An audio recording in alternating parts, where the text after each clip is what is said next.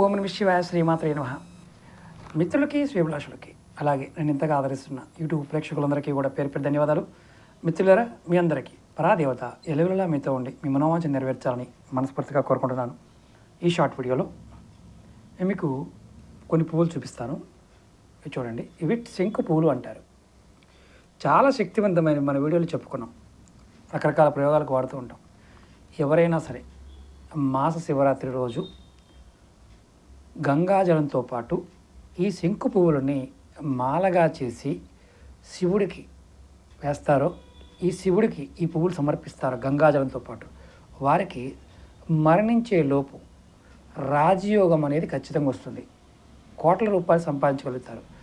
ముఖ్యంగా గుర్తుంచుకోవాల్సింది ఏంటంటే, కాళికాదేవి కానీ, పంచముఖ ఆంజనేయ స్వామి కానీ, భైరవుడు కానీ, అలాగే బగలాముఖి, ఈ దేవతను ఆరాధించేవారు తాగకుండా చేయాలి.